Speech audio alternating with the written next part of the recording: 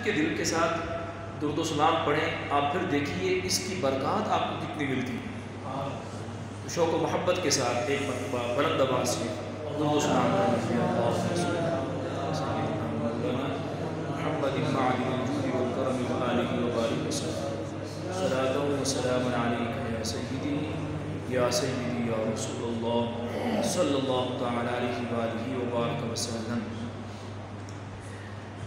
سورۃ الماعون، اس کی تلاوت میں نے کی ہے۔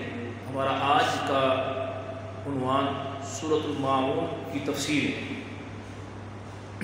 بہت اہم موضوع ہے اس کا، نہایت توجہ کے ساتھ آپ سماعت فرمائیں گے۔ سورۃ الماعون یہ مکی صورت ہے، اس میں 1 رکوع اور 7 آیات ہیں۔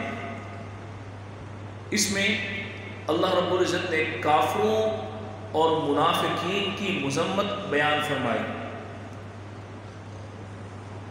اور اس میں بالخصوص یتیم کے ساتھ حسن سلوک نہ کرنے والوں کو تنبیہ کی گئی، ان کی مذمت بیان کی گئی، اور نماز میں سستی اور کاہلی کرنے والوں کی مذمت بیان کی گئی، اور ریاکاری کرنے والوں، دکھاوا کرنے والوں کی مذمت بیان کی گئی، اور بالخصوص جو برتنے کی چیزیں نہیں دیتے، مانگنے پر برتنے کی چیزیں، استعمال کرنے کی چیزیں نہیں دیتے، ان کی ممانعت کی گئی۔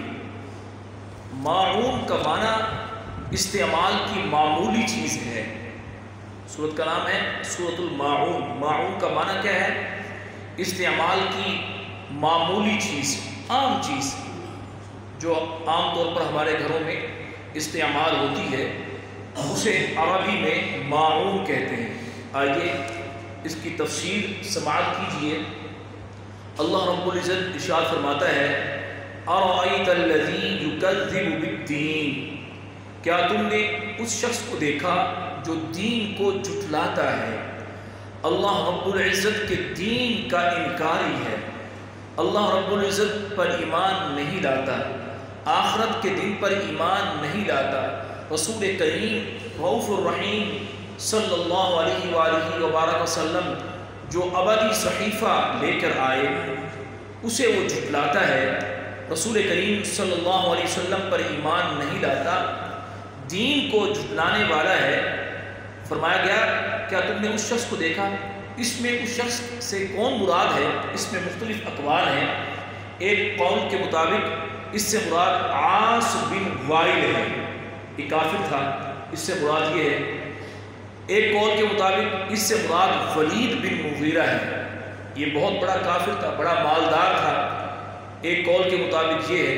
اور تیسرا قول اس آیت کے بارے میں یہ ہے کہ اس سے مراد ابو جہل ہے، اور اس چونکہ وہ تو اسلام دشمنی میں پیش تھا، یہ سارے جن کا نام آپ نے سنا، عاص بن وائل بھی یہ بہت بڑا دشمن تھا، اور ولید بن مغیرہ اس کے بارے میں قرآن کی کئی آیات اس کی مذمت میں ہیں، یہ بہت بڑا کافر تھا۔ اسی طرح ابو جہل یہ تو وہ ہے جس کے بارے میں ہمارے آقا صلی اللہ علیہ وسلم نے ارشاد فرمایا کہ ہر امت کا ایک فرعون ہوتا ہے، میری امت کا فرعون ابو جہل ہے، یعنی بڑا دشمن۔ تو اس کی دشمنی تو عیاں تھی، سب جانتے تھے کہ یہ سب سے بڑا دشمن ہے۔ اور چوتھا قول یہ ہے کہ یہ کسی خاص شخص کے بارے میں نازل نہیں ہوئی، بلکہ اس میں ہر وہ شخص داخل ہے کہ جو قیامت کے دن کا انکار کرنے والا ہے، کیونکہ قیامت کا انکار کفر اور گناہوں کی تمام اقسام کی بنیاد ہے۔ تو جو دین کا انکار کرنے والا ہے گویا وہ تمام چیزوں کا انکار کرنے والا ہے۔ تو اس میں اللہ تبارک و تعالیٰ نے اس شخص کی مذمت بیان کی، اور آگے فرمایا کہ یہ وہ ہے فَذَلِكَ الَّذِي يَدُعُّ الْيَتِيمَ، پھر وہ ایسا ہے جو یتیم کو دھکے دیتا ہے۔ ابو جہل نے ایک یتیم کی پرورش کی ذمہ داری لی، لیکن اس کی کفالت وہ صحیح طریقے سے نہ کرتا۔ ایک دن وہ یتیم جس کے جسم پر چیچڑے تھے، پورا لباس بھی نہیں تھا، وہ اس کے پاس آیا اور کہنے لگا کہ جو میرا مال جو میرا باپ چھوڑ کے گیا ہے اور تم نے میری ذمہ داری اٹھائی ہے تو میرا مال تمہارے پاس ہے، اس مال میں سے مجھے دو تاکہ میں اپنے اوپر خرچ کروں، دیکھو میں کتنا خستہ حال ہوں۔ تو ابو جہل نے دھکے دے کر نکال دیا۔ تو جو کفار وہاں موجود تھے انہوں نے ازراہ تمسخر تنزل، انہوں نے کہا جاؤ نبی کریم صلی اللہ علیہ وسلم کے پاس، تمہارا کام وہاں بنے گا۔ انہوں نے تو مذاق کے طور پر کہا اور اس کو تنگ کرنے کے لیے اور حضور نبی کریم صلی اللہ علیہ وسلم کا مذاق اڑانے کے لیے، تاکہ لوگ جو ہیں وہ حضور نبی کریم صلی اللہ علیہ وسلم کا تمسخر اڑائیں۔ تو وہ جو یتیم تھا وہ حضور نبی کریم صلی اللہ علیہ وسلم کی خدمت میں حاضر ہو گیا اور کہنے لگا کہ میں یتیم ہوں اور میری کفالت کی ذمہ داری ابو جہل نے اٹھائی تھی، لیکن اب اس نے میرے ساتھ یہ سلوک کیا ہے، مجھے دھکے دے کر اس نے نکال دیا ہے اور مجھے کہا گیا کہ میں آپ کے پاس آؤں، آپ میرا یہ مسئلہ حل کروائیں گے۔ تو آقا صلی اللہ علیہ وسلم تو وہ ہیں اپنے تو اپنے، ان کے پاس تو دشمن بھی آ جائیں تو میرے آقا صلی اللہ علیہ وسلم ان کی بھی مدد فرماتے ہیں۔ جو حضور کو نہیں مانتے میرے آقا صلی اللہ علیہ وسلم ان کی بھی داد رسی فرماتے ہیں۔ تو حضور نبی کریم صلی اللہ علیہ وسلم نے جب اس یتیم کی بات سنی تو آقا صلی اللہ علیہ وسلم کا دریائے رحمت جوش میں آیا اور فرمایا آؤ میں چلتا ہوں تمہارے ساتھ، میں دیکھتا ہوں وہ تمہیں تمہارا حق کیسے نہیں دیتا۔ تو حضور نبی کریم صلی اللہ علیہ وسلم اس یتیم کے ساتھ چل پڑے اور ابو جہل کے پاس آئے۔ ابو جہل اس وقت لوگوں کے ساتھ بیٹھا ہوا تھا، جیسے ہی آقا صلی اللہ علیہ وسلم کو دیکھا، میرے آقا صلی اللہ علیہ وسلم کا دشمن، اتنا بڑا پکا کافر، آقا کریم صلی اللہ علیہ وسلم کو دیکھتے ہی کھڑا ہو گیا اور کہنے لگا کیسے آئے، حکم فرمائیے۔ حضور نبی کریم صلی اللہ علیہ وسلم نے فرمایا کہ یتیم ہے، تم نے اس کی کفالت کی ذمہ داری لی ہے، تم نے ذمہ لیا ہے، اس کا مال دو اس کو۔ کہنے لگا میں حاضر، اور اسی وقت اس نے اس یتیم کو مال دے دیا۔ وہ بڑا خوش ہوا یتیم اور وہاں سے چلا گیا۔ حضور نبی کریم صلی اللہ علیہ وسلم بھی وہاں سے تشریف لے آئے۔ تو ابو جہل کے پاس جو اس وقت لوگ موجود تھے انہوں نے کہا کہ یہ کیا، تم اپنے دین سے پھر گئے، یہ تم نے بڑا عجیب معاملہ کیا ہے، تم تو ہر وقت ہمیں ان کی دشمنی پر ابھارتے ہو، کوئی لمحہ کوئی دن اور دن کی کوئی ساعت ایسی نہیں کہ تم ان کے درمیان نہیں ہوتے، اور تمہارا لیکچر یہی ہوتا ہے کہ تم رسول کریم صلی اللہ علیہ وسلم کو ایذا دو، ان کو تکلیف پہنچاؤ، اور آج تم نے بڑا عجیب معاملہ کیا ہے، کیا تم نے اپنا دین چھوڑ دیا ہے، تم پھر گئے ہو اپنے دین سے۔ تو ابو جہل نے کیا کہا، کہنے لگا بات یہ نہیں ہے، میں اپنے دین سے نہیں پھرا، بلکہ جب یہ آئے تو میں نے دیکھا کہ ان کے دائیں اور بائیں دو بڑے تیز نکیلے نیزے تھے، اور میں ان کے روب کی وجہ سے کھڑا ہو گیا، اگر میں ان کی بات نہ مانتا تو مجھے اس بات کا اندیشہ تھا یہ نیزے مجھے چیر پھاڑ دیتے، اس لیے میں پھر فوراً میں نے اس یتیم کا جو مطالبہ تھا وہ پورا کیا۔ تو اس واقعے سے ایک بات تو یہ سامنے آئی کہ اگر کوئی یتیم کی کفالت کرنے والا ہے تو اس کو چاہیے کہ یتیم کی کفالت جو اس کے ذمے ہے اس کو اچھے طریقے سے ادا کرے، کہ قرآن مجید فرقان حمید میں اللہ رب العزت ارشاد فرماتا ہے وَآتُوا الْيَتَامَىٰ أَمْوَالَهُمْ، اور یتیموں کو ان کے مال دے دو، جو ان کا مال ہے تمہارے پاس ہے، یعنی کہ وہ نابالغ ہے، چھوٹا ہے، یہ مجھے کیا کہے گا، اس کو کیا پتا ہے، نہ سمجھ ہے، اب اس کا مال کھانا شروع کر دو۔ وہ یتیم ہو گیا، اس کا باپ جو مال چھوڑ گیا، اب کسی کے لیے جائز نہیں کہ اس کا مال کھائے۔ فرمایا وَلَا تَتَبَدَّلُوا الْخَبِيثَ بِالطَّيِّبِ، اور پاکیزہ مال کے بدلے گندا مال نہ لو، پاکیزہ مال کے بدلے میں گندا مال نہ لو۔ یہ جو یتیم کا تم مال کھاؤ گے یہ تمہارے حق میں حرام ہے، یہ تمہارے حق میں خبیث ہے، یہ تمہارے حق میں جائز نہیں، درست نہیں ہے۔ پھر فرمایا وَلَا تَأْكُلُوا أَمْوَالَهُمْ إِلَىٰ أَمْوَالِكُمْ، اور ان کے مالوں کو اپنے مالوں میں ملا کر نہ کھا جاؤ۔ اسی طرح ایک اور آیت کے اندر سورۃ النساء کے اندر اللہ رب العزت ارشاد فرماتا ہے ان الذین یأکلون اموال الیتامی ظلما، بے شک وہ لوگ جو ظلم کرتے ہوئے یتیموں کا مال کھا لیتے ہیں، انما یاکلون فی بطونہم نارا، وہ اپنے پیٹوں میں آگ بھر رہے ہیں، وَسَيَصْلَوْنَ سَعِيرًا، اور ان قریب وہ بھڑکتی ہوئی آگ میں ڈالے جائیں گے۔ آج تو اس کی پراپرٹی بڑی اچھی لگ رہی ہے، اس کا مال بڑا اچھا لگ رہا ہے، بڑی خوش دلی سے پورے خاندان کے سامنے کہا کہ اس یتیم کا، اپنے بھتیجوں کا، اپنے بھانجوں کا میں کفیل ہوں، ان کی پرورش میں کروں گا۔ لیکن نظریں کہاں ہیں؟ اس کی دولت پر ہیں، اس کے مال پر ہیں، اس کی جائیداد پر ہیں۔ لیکن یاد رکھو کہ آج اگر مال یتیم اپنے بچوں کو کھلایا، خود کھایا، پھنس جاؤ گے، قبر آگ سے بھڑک اٹھے گی اور اللہ رب العزت بھڑکتی ہوئی آگ میں ڈالے گا۔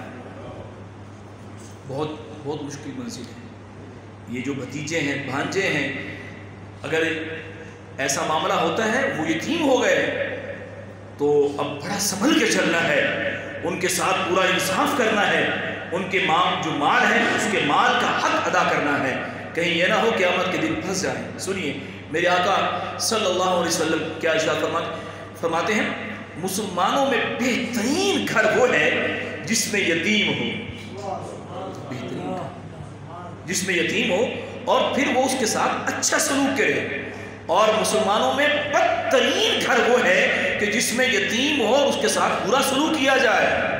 بہترین گھر وہ ہے جس میں یتیم ہو اور اس کے ساتھ سلوک کیا ہو؟ اچھا ہو۔ اور فرمایا بدترین گھر وہ ہے جس میں یتیم ہو اور اس کے ساتھ برا سلوک۔ میرے آقا صلی اللہ علیہ وسلم ارشاد فرماتے ہیں، جو کسی یتیم کے سر پر اللہ کی رضا کے لیے ہاتھ پھیرے گا، اس کے ہاتھ کے نیچے جتنے بال آئیں گے ہر بال کے بدلے میں نیکی ہے، ہر بال کے بدلے نیکی ہے۔ پھر فرمایا جو اپنے پاس رہنے والے یتیم لڑکے اور یتیم لڑکی سے بھلائی کرے، یتیم لڑکا ہو یا یتیم لڑکی ہو، اس کے ساتھ بھلائی کرے، تو فرمایا وہ جنت میں اور وہ اس طرح ہوں گے، آپ نے اپنی دونوں انگلیاں ملا لی، اسے قرب مصطفیٰ ملے گا۔ سبحان اللہ۔ کبھی مال یتیم کھانے کی طرف توجہ نہ کریں۔ اگر کسی کو یہ سعادت ملی ہے کہ یتیم کی کفارت کر رہا ہے تو اچھے طریقے سے کرے تاکہ یہ فضیلت اسے حاصل ہو۔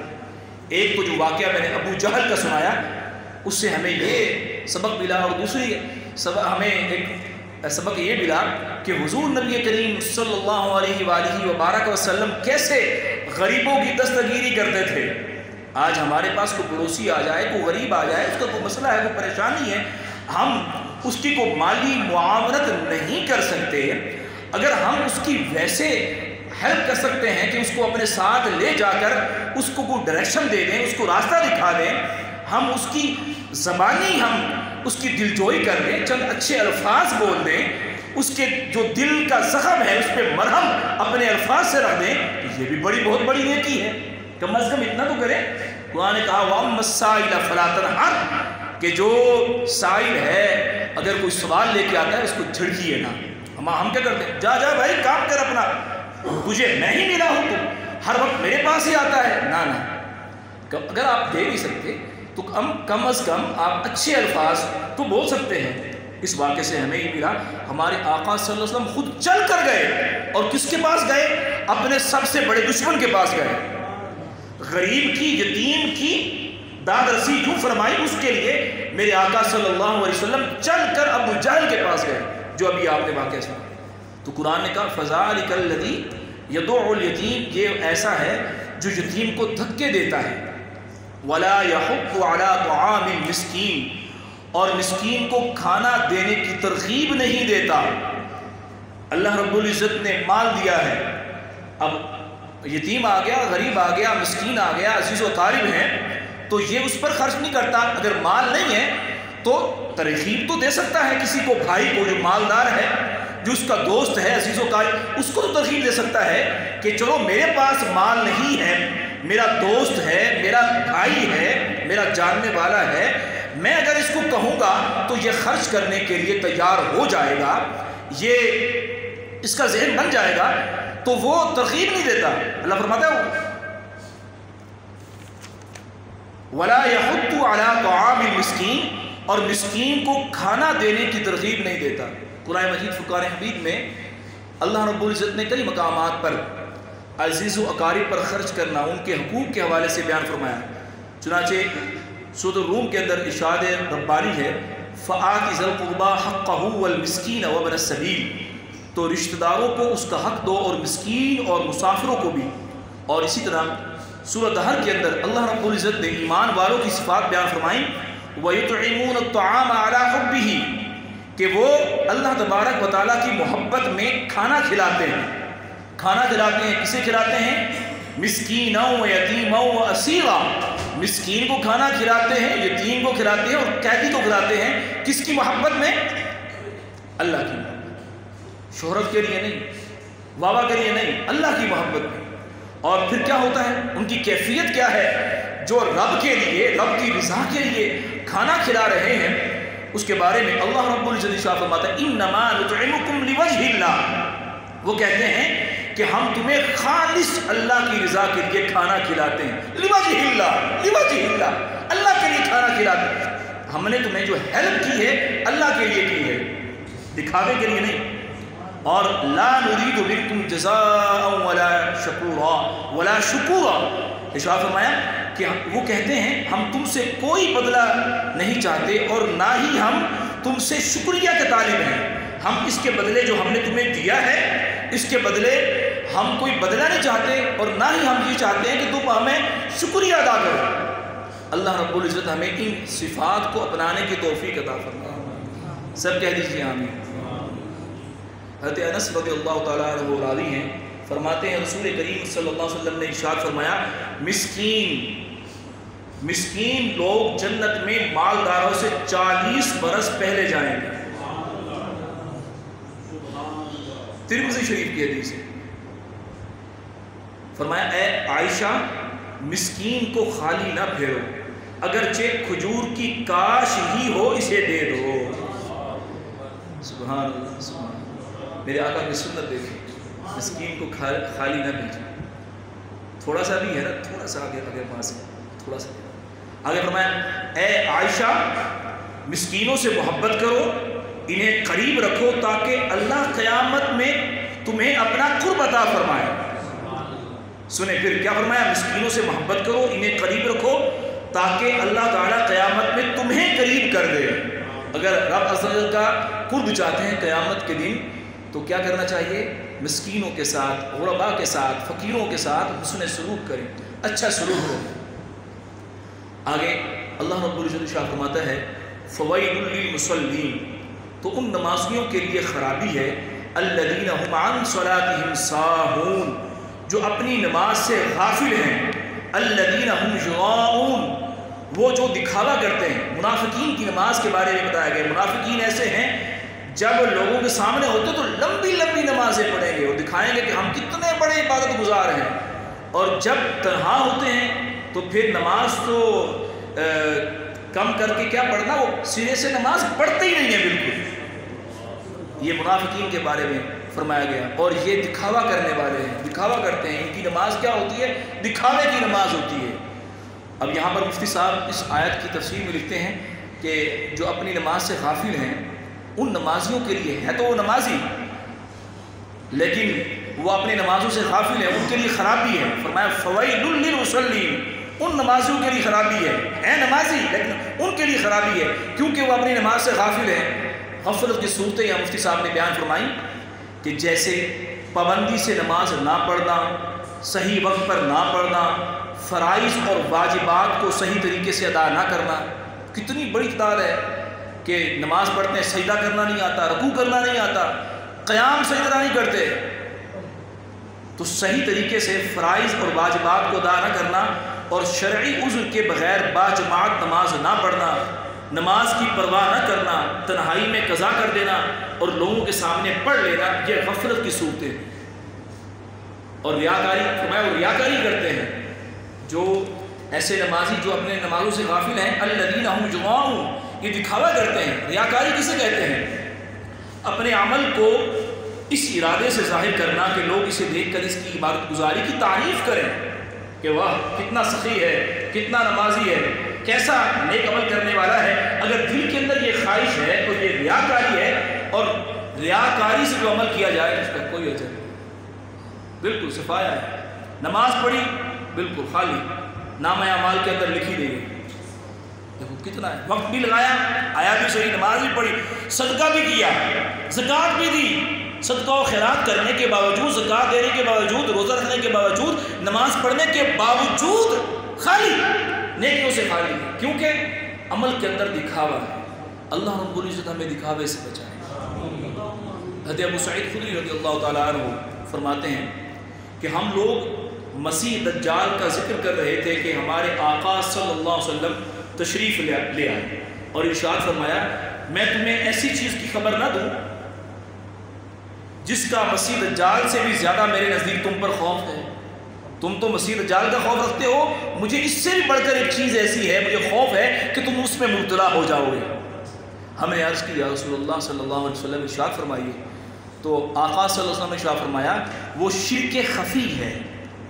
وہ شرک خفی کیا ہے؟ آدمی نماز پڑھنے کے لیے کھڑا ہوتا ہے تو اس وجہ سے تبلیغ کرتا ہے کہ دوسرا شخص اسے نماز پڑھتا دیکھ رہا ہے، دکھاوا کرتا ہے عبادت کے اندر، یہ شرک خفی ہے۔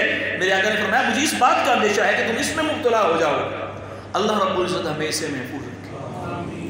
آخری آیت سورۃ الماعون کی، وَيَمْنَعُونَ الْمَاعُونَ، اور برتنے کی معمولی چیزیں بھی نہیں دیتے۔ پہلے بیان کیا منافقین جو اپنے رب کا حق ادا نہیں کرتے، اب اس کے بعد منافقین کا جو لوگوں کے ساتھ تعلق ہے یہ ایسے ہے کہ رب کا تو حق ادا کر نہیں رہے، رب کے ساتھ بغاوت کر رہے ہیں، لیکن لوگوں کے ساتھ تعلق ان کا کیسے ہے؟ وَيَمْنَعُونَ الْمَاعُونَ، کہ یہ وہ لوگ ہیں، ایسے بدترین قسم کے لوگ ہیں کہ برتنے کی معمولی سی چیز بھی نہیں دیتے۔ اور وہ معمولی چیز کیا ہے؟ حدیث میں اس کو بیان کیا گیا، ابن ماجہ شریف کی حدیث ہے، حضرت سیدہ عائشہ صدیقہ رضی اللہ تعالیٰ عنہ فرماتی ہیں میں نے عرض کی یا رسول اللہ صلی اللہ علیہ وسلم کون سی چیز ہے جس کا منع کرنا حلال نہیں؟ تو ہمارے آقا صلی اللہ علیہ وسلم نے ارشاد فرمایا پانی، نمک اور آگ۔ تو سیدہ عائشہ صدیقہ رضی اللہ تعالیٰ عنہ فرماتی ہیں کہ میں نے عرض کی یا رسول اللہ صلی اللہ علیہ وسلم پانی اس کے بارے تو ہم سمجھ گئے، مگر نمک اور آگ یہ حکم کیوں ہے کہ یہ بھی دیں؟ کوئی مانگے، پانی مانگے تو دیں، نمک مانگے تو دیں، اور آگ مانگے تو دیں۔ پانی تو سمجھ میں آتی ہے لیکن یہ نمک اور آگ؟ تو آقا صلی اللہ علیہ وسلم نے ارشاد فرمایا اے حمیرہ، جس نے کسی کو آگ دی اس نے گویا اس آگ سے پکا ہوا سارا کھانا خیرات کر دیا۔ سبحان اللہ۔ جس کسی نے آگ دی، کسی نے آگ مانگی اس نے دے دی، تو گویا آگ پر پکا ہوا کھانا خیرات کرنے کا ثواب اس دینے والے کو اللہ رب العزت عطا فرمائے۔ اور جس کسی نے کسی کو نمک دیا، اس نے گویا سارا وہ کھانا خیرات کیا جسے اس نمک نے لذیذ بنا دیا تھا۔ اور آگے سنیے، ارشاد فرمایا جس نے کسی مسلمان کو ایک گھونٹ پانی وہاں پلایا جہاں پانی عام ملتا ہو، اس نے گویا غلام آزاد کیا۔ اور جس نے مسلمان کو وہاں ایک گھونٹ پانی پلایا جہاں پانی نہ ملتا ہو، اس نے گویا اسے زندہ کر دیا۔ کتنی نیکی ہے! اللہ رب العزت ہمیں توفیق عطا فرمائے۔ سورۃ الماعون یہ ہم نے سنی ہے، اس میں جن چیزوں کی مذمت کی گئی ہمیں اس سے بچنے کی کوشش کرنی ہے، اپنی نمازوں کی حفاظت کرنی ہے، ہم نے یتیموں کے ساتھ حسن سلوک کرنا ہے، ہم نے دکھاوا نہیں کرنا، ہم نے ریاکاری نہیں کرنی، اور معمولی سی برتنے کی چیز اگر ہمارا پڑوسی ہمسایہ مانگتا ہے تو اسے انکار نہیں کرنا، بلکہ اس کو دے کر ہم نے یہ اجر کثیر، اجر عظیم کمانا ہے انشاءاللہ۔ سب کہتے ہیں انشاءاللہ۔ اللہ رب العزت ہمیں حضور نبی کریم صلی اللہ علیہ وسلم سے محبت کرنے کی توفیق عطا فرمائے۔ کرونا کے حوالے سے آپ خبریں سن رہے ہیں، کتنا سچ ہے کتنا جھوٹ ہے اللہ بہتر جانتا ہے۔ بہرحال احتیاط کی ضرورت ہے، احتیاط ضرور کریں لیکن خوف میں مبتلا نہ ہو۔